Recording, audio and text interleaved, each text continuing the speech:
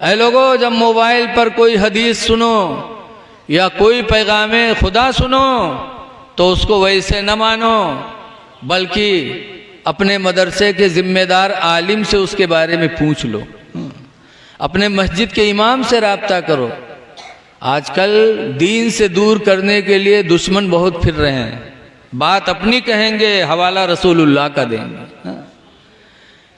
इसलिए आयतों को, हदीसों को कतरने वाले बहुत हैं। जब आयत तो हदीस कतरी जाएगी तो ईमान कहाँ रहेगा?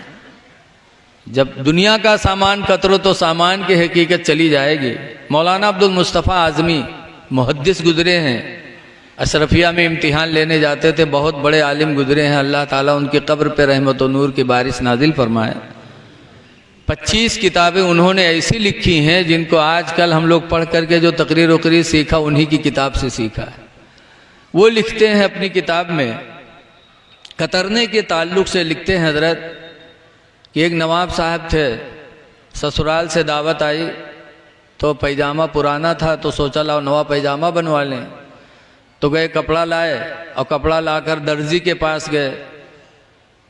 दर्जी बड़ा ईमानदार रहा, जितना कपड़ा रहा सबके पैजामा बनाए दिए। आजकल दर्जी चोरों बहुत होते हैं कुछ, उनके घर के बिस्तरा देखिए और रजाई बिछौना तो एक कपड़ा के न मिली, तमाम प्यूंदा लाग रहा था। कभी हिमा में से चोराइन, को हुमा में से चोराइन, सबको नहीं कहते, जो करते हैं वही करते हैं। वो दर्जी बड़ा ईमानदार है, जत्ता पैजामा कपड़ा पाए सबके पैजामा बनाए दिए। नवाब साहब पैजामा लेके आए, नहाए वहाए, उसके बाद पैजामा पहने तो पंजा वंजा सब गायब। तो बड़ा अफसोस हुआ कि दर्जी ने पैजामा बहुत लंबा कर दिया।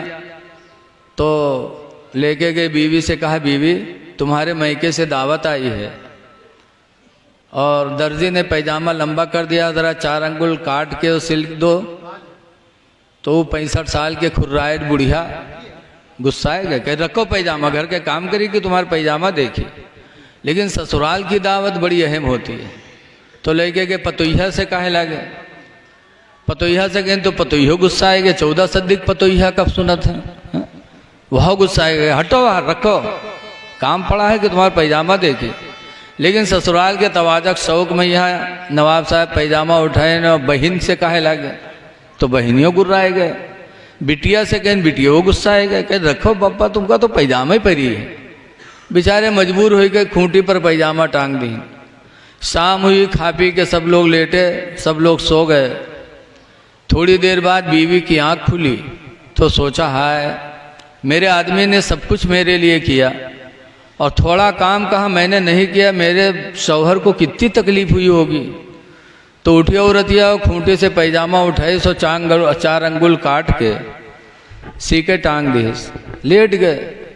थोड़ी देर बाद पतोहिया जागी तो बहुत सोचे, हमारा अब्बा हमका इतना मानत है, अति इज्जत से शादी के लाए और थोड़ा काम कहना हम नहीं सुने, हमारे ससुर का कत्ती तकलीफ हुए। वह पतोहिया उठी हो गई, खूंटी से पैजामा उठाए और 4 अंगुल काट के सीके टांग दिए, सोए गए। कुछ रात बढ़े, बिटियावा की आँख खुली तो बिटियावा सोचिस कि हाँ हमारा अब्बा हमका इतना माना जाना था और थोड़ा काम कहना है हम नहीं सुना, हमारे अब्बा का कितना ठेस लगा हुई। बिटियावा उठी और खूंटे से पैजामा उठाई, 4 अंगुल काट के सीके टांग दिए। सुबह से होए से पहले पहले बिटियावा आँख खुल गई। बिटियावा के बहनिया के बहनियों सोची, साहब हमारे भाईजान हमका इतना माना जाना था और थोड़ा काम कहना हम नहीं सुना, हमारे भाईजान का कितना दुख हुआ हो। बहनियों उठी, खूंटे से पैजामा उठाए और 4 अंगुल काट के सीके टांग दिए। सुबह जब हुई तब नवाब साहब की बीवी ने कहा, जाओ पैजामा पहन लो, सी दिया है। नवाब साहब बेचारे फिर खुशी का ठिकाना नहीं, जल्दी जल्दी नहाइन और गए पैजामा उठाएं। जब पहने तो पैजामा का हुआ नेकर हो गया। तो इमाम साहब अपन खुपड़ी पीटे लाए, कहीं हाय अल्लाह यूँ का हो गया, पैजामा कतरा गया तो उसकी हकीकत चली गई। बोलो, और आयतें कतरी जाएंगी तो ईमान कहाँ रह जाएगा। इसलिए लोगों, ये बड़ा पुरफतन दौर है, इसलिए इस ज़माने में आपको होशियारी की बहुत ज़रूरत है। गुमराह करने वाले जगह जगह घूम रहे हैं, उनकी बातों में ना आना, अपने महल्ले के इमाम को अपने लिए रहबर समझना। अपने मदरसे के मुदर्रिस को अपने लिए रहनुमा समझना, वो तुमको अच्छी बात बताएंगे। और हर आने वाली बात खुदा जाने बहरूपिया ने कहा कि अल्लाह वाले ने कहा।